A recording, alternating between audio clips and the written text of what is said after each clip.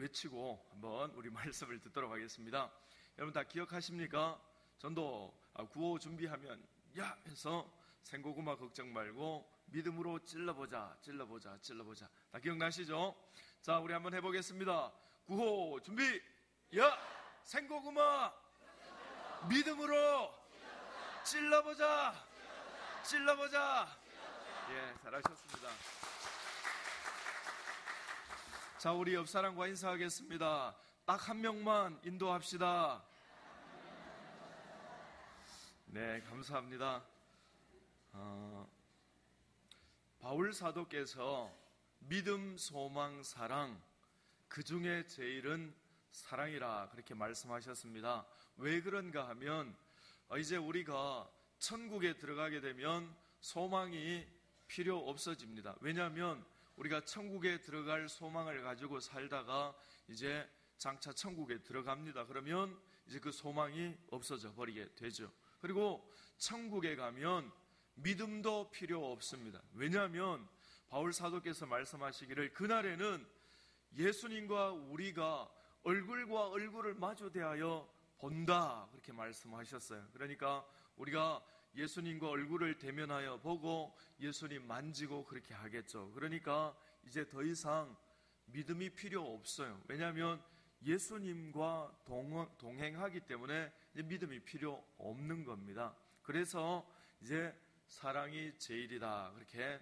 말씀하셨습니다. 그렇지만 지금 우리가 살고 있는 이 땅에서는 믿음이 제일입니다. 왜냐하면 하나님을 믿는 믿음, 예수 그리스도를 믿는 이 믿음이 있기 때문에 우리가 천국에 대한 소망이 있는 겁니다. 그러니까 예수님이 우리에게 주시겠다고 약속하신 그 천국에 대한 소망, 그러니까 이 소망이라는 것이 믿음으로부터 나오는 겁니다. 그리고 또 우리가 형제를 사랑하죠. 하나님 사랑하고 형제를 사랑하는데 이 사랑이라는 것이 믿음으로부터 나오는 파생되어진 사랑입니다.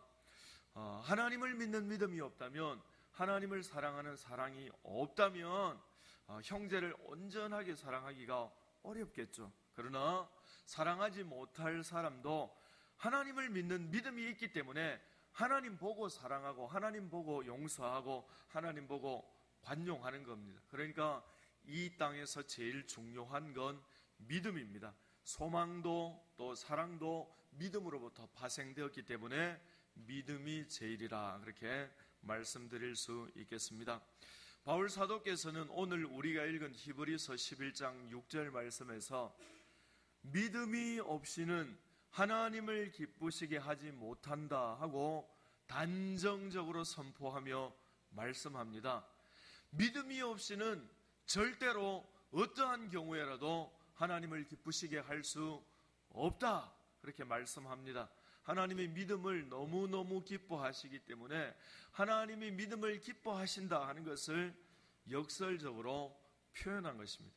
하나님은 저와 여러분이 가지고 있는 믿음을 너무너무 좋아하시는 줄로 믿습니다.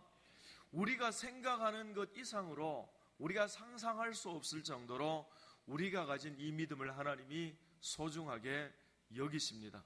어느 정도로 소중하게 여기십니까? 하나님이 저와 여러분을 구원하실 때 우리가 가진 것들 중에 무엇을 보고 우리를 구원하십니까? 자, 따라서 하시기 바랍니다. 믿음. 우리가 가진 믿음을 보고 구원하시는 겁니다. 다른 어떤 걸 보고 구원하시는 것이 아니고 하나님이 그 정도로 우리가 가진 믿음을 소중하게 여깁니다. 그렇기 때문에 우리는 우리의 삶을 살 때에 모든 삶을 믿음으로 살아야 됩니다. 믿음으로 하나님 앞에 예배하고, 믿음으로 하나님 앞에 기도하고, 믿음으로 하나님 앞에 헌신하고, 우리의 모든 삶이 다 믿음 가운데 드려질 때만 하나님이 기쁘시게 받으십니다. 사도신경에서 제일 중요한 단어, 사도신경에서 제일 중심되는 단어가 바로 믿음입니다. 믿음.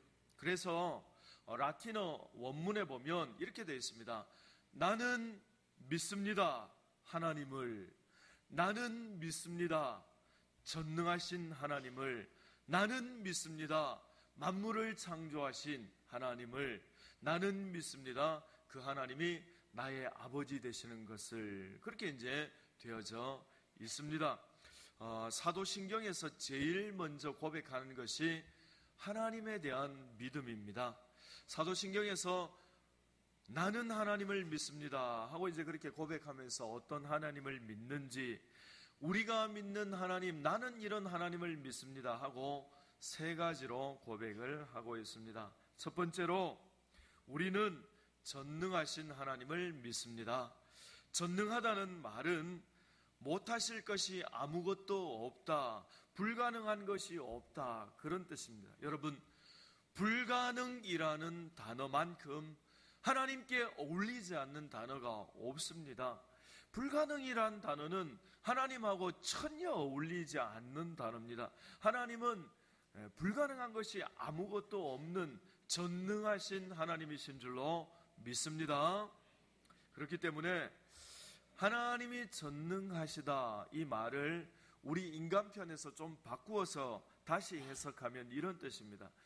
전능하신 하나님, 하나님이 전능하시기 때문에 나는 아무것도 부족함이 없다. 하나님이 전능하시기 때문에 나는 만족한다, 그런 뜻입니다. 그러니까 여러분, 전능하신 하나님, 그 하나님을 믿고 있다 하면 나는 아무것도 부족함이 없다 하는 그 고백이 전능하신 하나님을 믿습니다 하는 그 고백 속에 담겨져 있습니다. 하나님은 우리의 믿음대로 역사하시는 분이신 줄로 믿습니다. 저와 여러분이 하나님을 전능하신 분으로 대접해 드린다면 하나님이 전능하심을 우리 삶 가운데 나타내 보여주십니다. 하나님 전능하십니다, 그렇게 우리가 고백하고, 하나님 전능하심을 믿습니다, 그렇게 고백하고, 전능하신 하나님이 내 삶을 인도해 주시고 전능하신 하나님이 내 삶을 책임져 주시는 줄 믿습니다 하고, 그 하나님을 기대하고 그 하나님을 고대하고 기다리고 인정하고 있으면 그 하나님이 우리의 믿음에 부합하게 믿음대로 우리 삶 가운데 역사해 주십니다. 그러나 우리가 하나님 전능하심 인정하지 않고 고백하지 않고 하나님으로부터 아무것도 기대하지 않는다면 하나님이 우리를 도와주실 수가 없는 겁니다, 여러분. 그러니까 하나님은 우리 믿는 만큼 우리 믿음대로 역사하시는 분이십니다. 그러므로 하나님의 전능하심을 믿고 고백하고 인정하고 그 하나님이 우리를 도와주시는 그 도와주심을 기대할 수 있는 저와 여러분 되시기 바랍니다. 기대하는 만큼 채워주십니다. 하나님께서 나는 전능한 하나님이다, 그렇게 처음 나타내 보여주신 곳이 창세기 17장입니다. 하나님께서 아브라함에게 나타나셔서 아브라함아 아브라함아 나는 전능한 하나님이다, 그렇게 처음으로 이제 전능하신 하나님이다, 그렇게 말씀해 주셨습니다.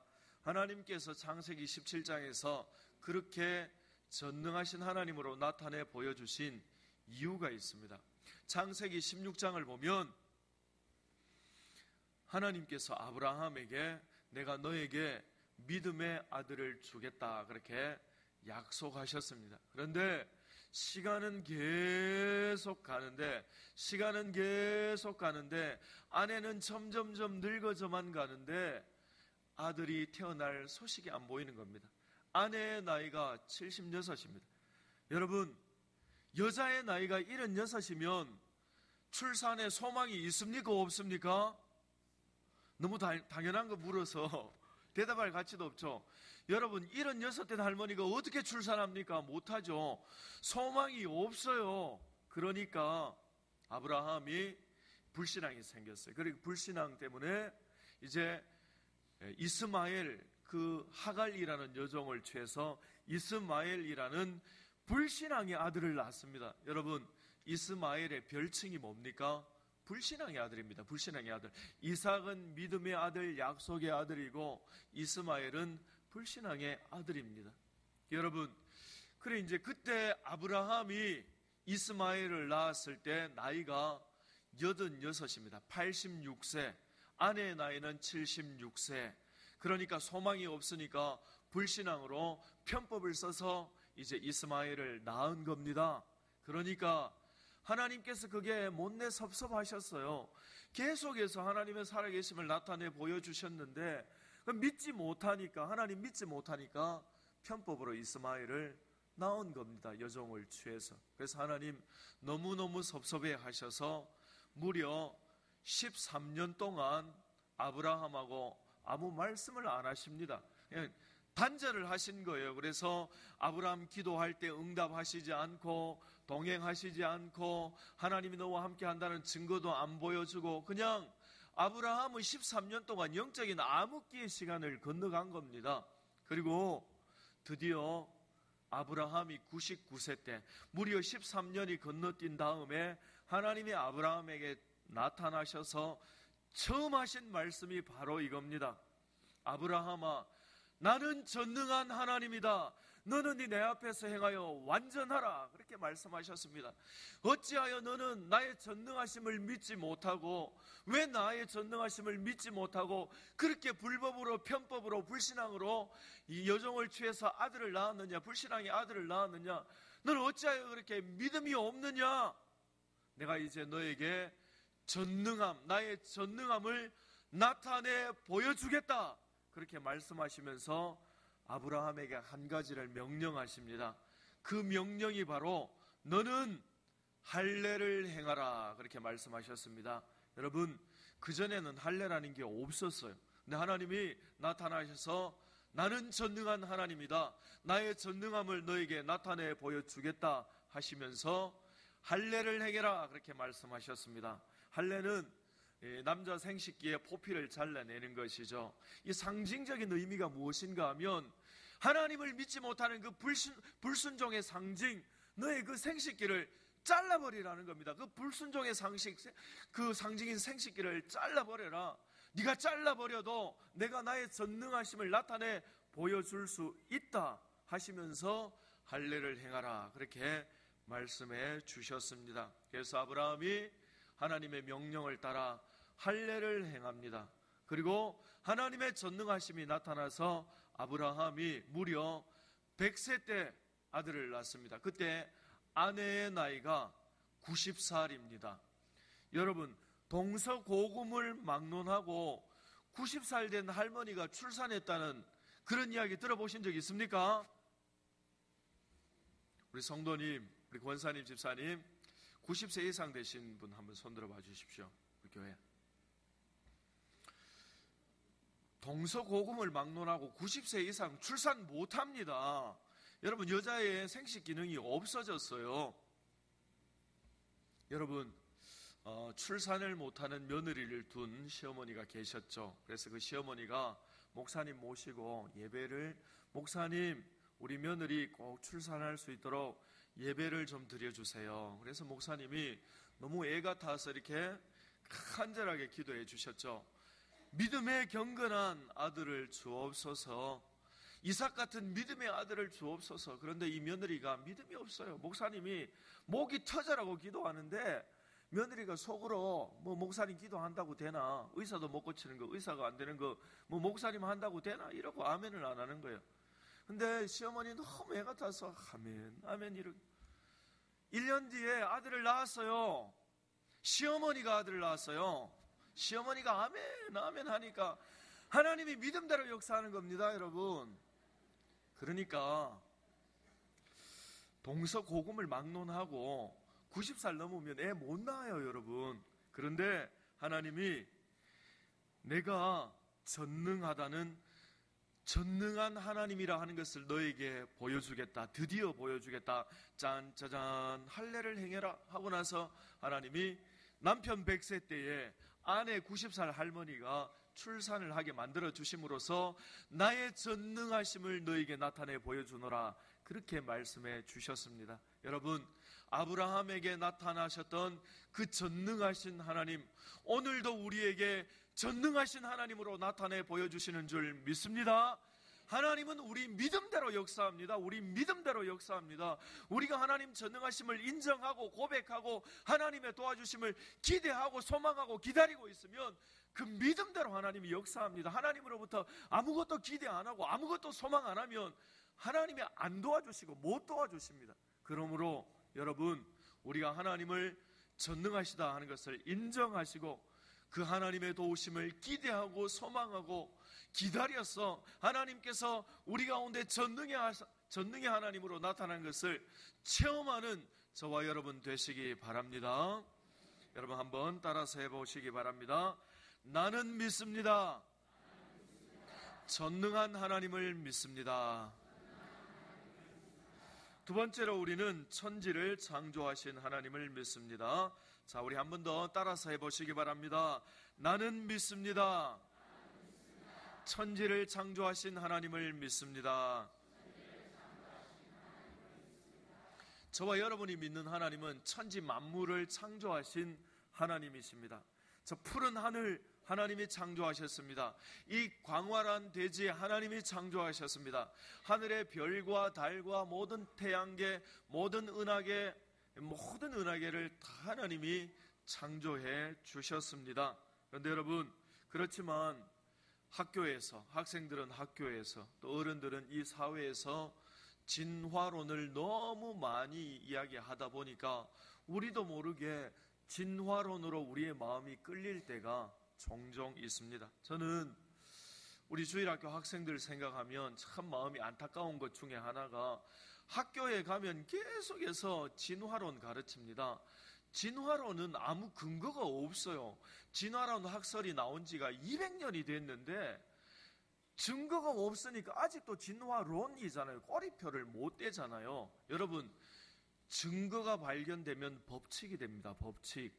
그런데 증거가 없으니까 아직도 진화론이라고 하는 겁니다. 그런데 진화론을 완전히 박살내는 이론이 있죠. 맨델스존의 법칙이라는 게 있죠. 그 과학 시간에 다 배웠을 줄 압니다. 우리 기억 안 나도 과학 시간에 다 배웠어요. 그게 뭡니까? 이 맨델스존이라는 목사님이 식물을 갖고 연구한 겁니다. 식물을 갖고 연구해 보니까 콩 심은 데는 콩만 난다는 겁니다. 팥 심은 데는 팥만 나고 그게 변화되지 않는다는 겁니다. 그래서 그게 과학적으로 완벽하게 증명되었기 때문에 맨델스존의 법칙이라고 하죠. 여러분, 그럴듯한 가설 1000개가 있어도 법칙 하나를 못 이깁니다. 여러분, 식물은 완전히 밝혀졌죠. 진화하지 않는다고 맨델스존의 법칙에 의해서. 여러분, 진화론은요, 말이 안 되는 이야기입니다. 말이 안 되는 이야기. 저와 여러분이 가족들과 함께 팔공산에 등산을 갔습니다. 등산을 가다 보니까 큰 바위 밑에 좋은 시계가 하나 보여요. 보니까 롤렉스 시계예요. 제가 그 섬기던 교회에서 청년이 결혼식 하는데 목사님 기도 좀 해주십시오 해서 이제 그 청년이 이제 일하는 백화점으로 이제 갔어요. 백화점에 갔는데 그 백화점 가니까 이제 시계들이 쭉 이렇게 진열이 돼 있어요. 롤렉스도 있고 오메가도 있고 또 태그 호이어도 있고. 들어보셨습니까? 태그 호이어 뭐 이런 거 들어보셨어요? 보니까 이렇게 공이 좀 많아요. 어이구야, 이거 15만 원짜리가. 목사님, 무슨 15만 원이에요? 자세히 보세요. 150만 원이가. 목사님, 자세히 1,500만 원, 1,500만 원, 1,900만 원, 1,500만 원, 싼 게 900만 원. 한 달에 한 개만 파면 된대요. 한 달에 한 개만 팔아도 산다 하더라고요. 근데 여러분, 시계가 우리가 등산하다 보니까 그 803 바위 밑에 시계가 하나 번쩍번쩍 거린 게 있어요. 롤렉스 시계가. 근데 여러분, 등산하다가 롤렉스 시계가 거기 있으면 우리가 어떻게 생각해야 정상입니까? 바위가 수만 년 동안 풍화작용에 의해서 막 깎여서 시계 형태가 되고, 그리고 어느 날 갑자기 아주 기적적으로 우연히 초침과 시침이 딱 생기고 내고, 그 다음에 갑자기 어느 날 갑자기 파이어 하면서 거기 에너지가 들어가서 막 초침 시침이 막 움직여지는 거예요. 그리고 그게 계속 막 몇만 년 움직여지다 보니까 드디어 시간까지 딱 맞아졌다. 여러분, 그렇게 믿으면 그게 정상입니까?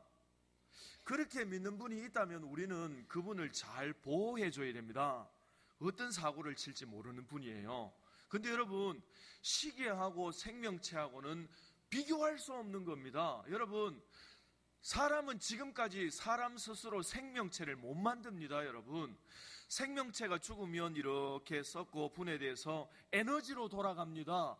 그렇게 돼 있어요. 그런데 에너지를 모아서 생명체를 만드는 건 사람이 죽었다 깨도 못합니다. 그거는 하나님만이 하실 수 있는 겁니다. 물질을 가지고 생명체를 만드는 건 그거는 하나님만이 하실 수 있는 겁니다, 여러분.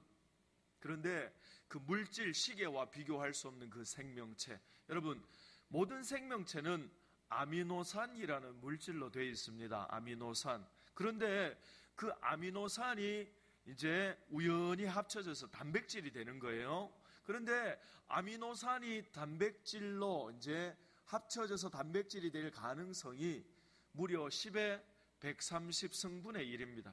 그러니까 10하고 거기다 공을 130개, 하나 둘 셋 130개 분의 1, 그 정도로 여러분 아미노산이 단백질로 합쳐질 가능성이 희박한 겁니다. 그런데 단백질이 생명 아닙니다, 여러분. 단백질은 물질이에요. 그런데 그 단백질이 우연히 합쳐져서 생명체 중에 가장 기본적인 생명체인 아메바가 될 확률이 10의 170만 승분의 1입니다. 그러니까 10하고 동그라미를 170만 개를 치는 거예요. 그리고 분의 1, 이 무슨 말입니까? 불가능하다는 겁니다. 안 된다는 겁니다.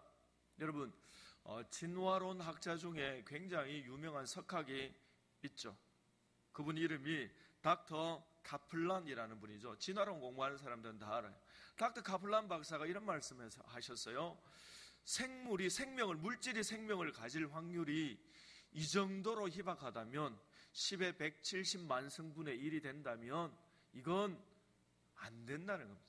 창조주가, 조물주가 만물을 창조하신 수밖에 없다. 이게 닥터 카플린 박사의 약자, 그 학자적인 양심의 고백입니다. 여러분, 학자의 양심, 그 석학이잖아요. 그러니까 내 학자적인 양심으로 고백하건대 내가 아무리 연구해봐도 하나님이 만물 창조했다. 이제 그분이 그렇게 고백을 하는 겁니다. 근데 여러분, 우리는 창조론을 믿습니다. 또 그리고 어떤 분들은 진화론을 믿습니다. 그런데 여러분, 창조론을 믿는 것이 더 큰 믿음이 필요합니까? 진화론을 믿는 것이 더 큰 믿음이 필요합니까? 어떤 것을 믿는 것이 더 큰 믿음이 필요합니까? 진화론을 믿는 게 더 큰 믿음이 필요합니다. 여러분, 803 가다가 시계가 이게 진화됐어요. 하여튼 그것도 정신 나간 사람이라는데 그것과 비교할 수 없는 물질, 기초적인 물질, 그 기초적인 물질과 비교할 수 없는 사람, 이 천지 만물들이 어느 날 갑자기 빅뱅에 의해서 우연히 창조되었다고요? 여러분, 빅뱅이 뭡니까? 빅뱅 이론이 뭡니까? 어느 날 우주가 대폭발을 일으킨 겁니다. 뻥 하고 일으켰는데 거기에 이제 만물이 운영되는 법칙이 생겼다는 겁니다. 말도 안 되는 거죠. 말도 안 되는 거. 여러분, 아무리 석학이 만든 이론이면 뭐합니까? 말도 안 되는 이론인데, 여러분, 수류탄이 뻥 터져서 폭발을 일으켰어요. 그러면 거기에 질서가 부여됩니까? 무질서가 부여됩니까? 폭발이 일어났는데 어떻게 거기에 질서가 부여됩니까? 뻥 하고 터지면 거기 무질서 천지입니다. 그런데 우주에 빅뱅 대폭발이 있어서 거기에 우주가 경영되는 이 오묘신묘막측한 질서가 부여되었다. 그걸 믿어요. 그걸 믿어. 그거 믿으려면 얼마나 큰 믿음이 필요합니까? 그래서 저는 진화론 믿는 사람 보면 박수칩니다. 야, 저분 믿음 좋다. 대단하다. 어떻게 저렇게 황당한 걸 믿을 수 있나? 차라리 간단하게 하나님 믿고 말지. 여러분, 우리가 믿음 더 적어요. 우리 믿음 정말 약해요. 여러분, 만물이 스스로 있고 만물이 진화됐다. 그것만큼 큰 믿음이 어디 있어요? 저는 그분들 보면은 경의를 표합니다. 대단합니다. 어떻게 그걸 믿을 수 있을까? 그렇게 생각을 합니다. 그런데 학교에서, 사회에서 수십 년 동안 계속 진화론 하니까 진화론이 과학적인 줄 알아요. 진화론 완전 미신입니다. 완전 미신. 여러분, 우리 자녀들이요, 학교에서 계속 네안데르탈인, 크로마뇽인, 호모사피엔스, 사피엔스 뭐 이런 거 계속 배우니까 우리 자녀들이 그냥 막 거기 세뇌돼가지고 그냥 나는 하나님은 믿는데 나는 진화를 믿는다, 이런 이상한 신앙이 되는 거예요. 여러분, 성경 떡 넘기면 뭐라고 말합니까? 창세기 1장 1절에 태초에 하나님이 천지를 창조하시니라. 여러분, 태초에 하나님이 천지를 창조하시니라, 이거 무너지면 다 무너지는 겁니다. 서구신학이 왜 무너졌어요? 창세기 1장 1장 무너지니까 다 무너지는 겁니다. 다 무너지는 거예요. 나는 하나님은 믿는데 진화론은 믿지 않는다. 그거는요, 거짓 믿음이, 잘못된 믿음이, 구원 얻지 못하는 믿음입니다. 여러분, 그러니까 우리 자녀들에게 끊임없이 우리는 진화론이 잘못되고 창조론이 맞다 하는 것을 가르쳐야 됩니다. 가르치려면 저와 여러분이 좀 알아야겠죠. 그래서 여러분, ABS 성경 강좌할 때 그런 거 다룹니다. 그래서 여러분 많이 공부를 하시면 좋겠습니다. 자, 여러분 한번 따라서 하시기 바랍니다. 나는 믿습니다. 천지를 창조하신 하나님을 믿습니다. 마지막으로 우리는 전능하사 천지를 만드신 그 하나님이 나의 아버지 되심을 믿습니다 하는 그 믿음을 가집니다. 여러분, 하나님에 대한 믿음 중에 가장 중요한 믿음은 하나님이 천지를 창조하셨다 하는 것, 하나님이 전능하시다 하는 것, 그것보다 더 중요한 것은 그분이 바로 저와 여러분의 나의 아버지가 되시는 줄 믿습니다. 그러니까 여러분, 그게 전능하심을 믿습니다 하는 고백하고 나의 아버지가 되십니다 하는 그 고백하고 연결되어 있는 거예요. 하나님 전능하심을 믿으니까 나는 하나님 한 분만으로 만족합니다. 그게 뭐예요? 하나님 내 아버지 되십니다 하는 바로 그 고백입니다. 여러분, 우리가 스마트폰, 휴대폰 가지고 다니다가 고장이 나죠. 고장 나면 우리가 그 AS 센터, 그걸 제조한 AS 센터에 가져다 줍니다. 그러면 그분들이 부서진 거, 파손된 것은 부품을 교체하고 또 이렇게 깔끔하게 수리해서 우리에게 멀쩡하게 만들어서 돌려줍니다. 제조사니까, 만든 제조회사니까 AS 하는 건 아무 문제도 아니죠. 여러분, 저와 여러분이 인생 살아가다가 하나님의 AS를 받아야 될 때가 있습니다. 고장 안 나는 게 아니잖아요. 저와 여러분의 인생도 고장 납니다. 가다 보면 아플 때 있고 슬플 때 있고 힘들 때 있고 하나님의 도우심을 받아야 할 그 순간이 있습니다. 그러면 우리 어디로 가야 됩니까? 나를 창조하신 그 하나님에게로 가야 됩니다. 이게 다 연결된 거예요. 하나님 전능하시니까 하나님 한 분만으로 나는 만족합니다 하는 것, 그리고 하나님 만물을 창조하셨는데 그 하나님이 나를 창조하신 하나님이라 하는 것, 나를 창조하신 하나님이기 때문에 내 아버지 되신 하나님께 내가 AS 받으러 갈 때에 나를 가장 잘 아시는 하나님, 나를 만드신 하나님이 나를 완벽하게 고쳐주시고 회복시켜주시고 도와주십니다. 그러니까 우리가 딴 데 가서 막 기웃거리고 그러면 안 돼요. 그냥 하나님 아닌 다른 것들에 가서 어떻게 내 인생을 AS 받을까 하고 거기 막 좀 어떻게 좀 도움을 받을까 하고 머리를 이렇게 뒤밀어 보고 그것만큼 불쌍한 사람 없어요. 여러분, 우리 인생을 AS 받아야 할 대상은, 유일한 대상은 우리 아버지 되시는 하나님, 우리를 창조하신 하나님, 전능하신 하나님이신 줄로 믿습니다. 그러므로 우리 인생에 아프고 슬프고 힘들고 AS 받아야 할 그 순간이 있다면 다른 데 가서 헛발걸음 하지 마시고 우리를 제조하신, 우리를 창조하신, 전능하시고 우리의 아버지 되신 그 하나님 앞에 나아가서 우리의 모든 문제들을 해결함 받는 저와 여러분 되시기를 주님의 이름으로 축원합니다. 기도하겠습니다. 세 가지 말씀